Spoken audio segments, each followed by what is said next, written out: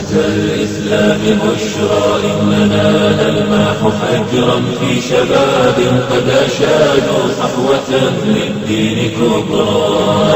الإسلام بشرى إننا. When Fir'aun declared, and of course everyone knows what Fir'aun said, أَنَا رَبُّكُمُ الْأَعْلَى, I am the one who is sovereign. I possess sovereignty. That was shirk. When he declared, أَنَا رَبُّكُمُ الْأَعْلَى, I am the one who possesses supreme authority, that was shirk. When he declared, أَنَا رَبُّكُمُ الْأَعْلَى, my law is the supreme law in the land of Egypt, that was shirk. And Allah punished him with terrible punishment for his shirk. And so out of philosophical materialism emerges a new political philosophy. What does it say? Since there is no reality beyond material reality, we can no longer collectively recognize sovereignty up there, so sovereignty must now be relocated down here. The people are now sovereign, no longer the God of Ibrahim alayhi salam. And the people constitute the state, and they locate sovereignty in the state. So the state is now sovereign. Not only is the state sovereign, but the authority of the state is supreme. And it is the state which now makes law. And the law of the state is the highest law, the supreme law. But more than that, the God of Abraham alayhi salam could make something haram. But we, the state, can change that and make it halal, meaning legalize it. We can change it and make it halal, meaning legalize it. And that is what Europe proceeded to do. Everything that Allah had made haram, they made it halal. There's nothing left now.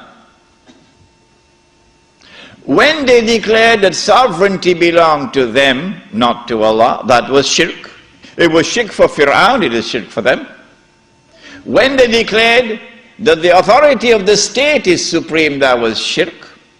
When they declared that the law of the secular state is the highest law, that was shirk. And when they declared halal what Allah made haram, meaning when they legalized what Allah made haram, that was shirk. Surah At-Tawbah of the Quran, بعد أعوذ بالله من الشيطان الرجيم اتخذوا أحبارهم ورهبانهم أربابا من دون الله. They took their priests and their rabbis as arbab, lords and gods beside Allah. وَالْمَسِيحَ ابْنَ مَرْيَمَ, and they did the same thing with the Messiah, the son of Mary. وَمَا أُمِرُوا إِلَّا يَعْبُدُوا إِلَهًا وَاحِدًا, but they had not been commanded other than to worship one God. لَا إِلَهَ إِلَّا هُ, there is no God beside him. Subhanahu, glory be to him. عَمَّا يُشْرِكُونَ, far removed is he from this act of shirk, taking your priests and your rabbis as gods and lords beside Allah. Shirk, says Allah. A man came to the Prophet ﷺ and said, O Messenger of Allah, but the Christians do not worship their priests, and the Jews do not worship their rabbis. How could Allah say so? To which the Prophet ﷺ replied, and he said, did they not make halal what Allah had made haram? That is their shirk.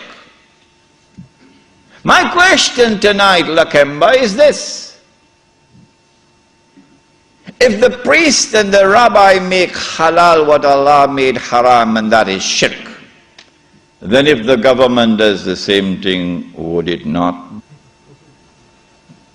When a Muslim goes and votes in the elections to constitute the government which will preside over this shirk, you enter into shirk. But if you don't believe me and you want to go and vote in the elections, I am not stopping you.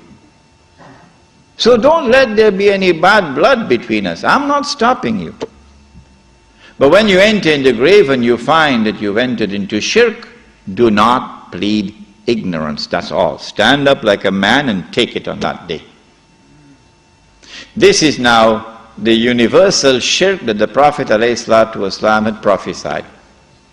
He said the time would come when shirk will be everywhere, be so difficult to recognize it. However, as difficult as it would be to recognize a black ant on a black stone on a dark night. So if you did not recognize it before this lecture, don't be surprised, but now you know.